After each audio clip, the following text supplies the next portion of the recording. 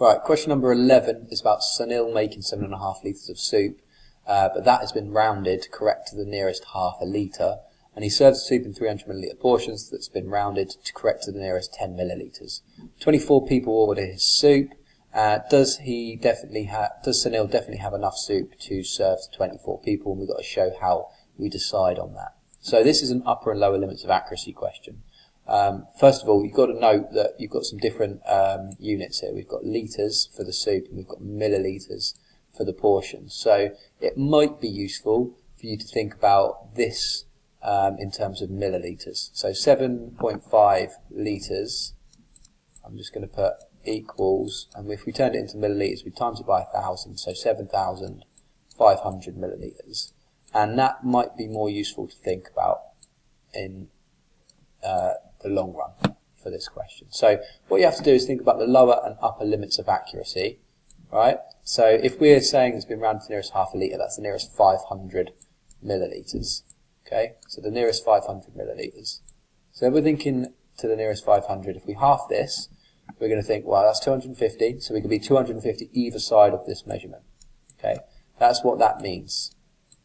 So 7,250 millilitres would have been the smallest possible amount of soup that he'd made, and 7,749.9 recurring. So because we can say 49.9 recurring, we can actually round that to 50. Mathematical anomaly allows us to do that. So we are going to suggest that 7,250 is the smallest amount of soup he's made, and 7,750 is the largest amount of soup he's made.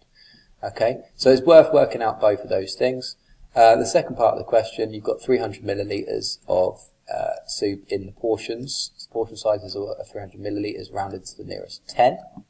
So if we then think about halving the 10, that means that we're thinking about 5 either side of this 300 millilitres. So that's going to be 295 at the smallest in millilitres, and it's going to be 305 at the largest. Again, for the same reason, mathematical anomaly, you've got 304.9 recurring, can be rounded to 305.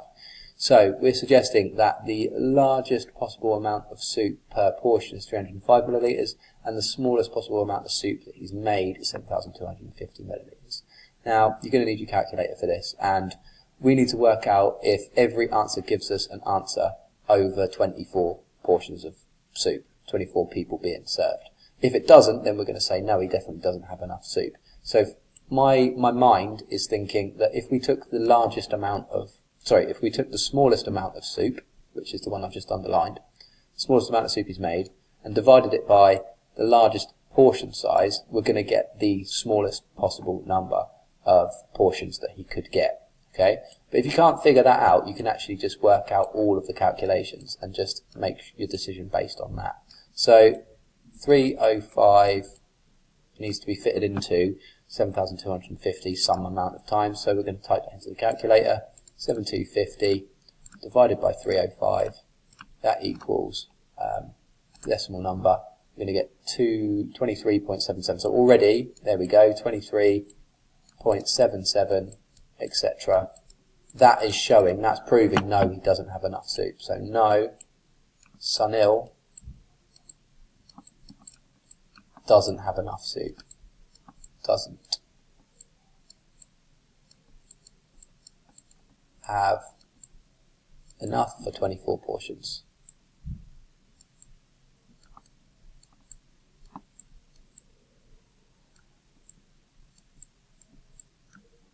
Okay, you could write a better sentence than that, but I'm trying to write it all with a mouse and it's a bit awkward. So no, he doesn't have enough for 24 portions because he's got enough for 23.77, which is almost enough, isn't it? And no one's really going to notice that that amount of soup is missing from their portion. But mathematically speaking, we're suggesting no, he hasn't quite got enough for exactly 24 people. All right, there we go. And like I said, you could just do 7,250 divided by 295 and see what it gets you, and you could do 7,250 and divide it by 295, and you see that that's going to give you 24.5, right? So that's actually, yeah, you'd still have enough soup there for 24.5 portions, just over. And 750 if you divide it by 305. Okay, and it's worth doing this on some of these sorts of questions, because it's kind of tough to think about what's going to give you the biggest or smallest answers sometimes. Alright, so you got 25 portions there, if it was his upper limit, divided by his upper limit, right? And 750 divided by your 295, you'd get 26 portions out of that, right? But 23.77 is the smallest amount of portions. Okay.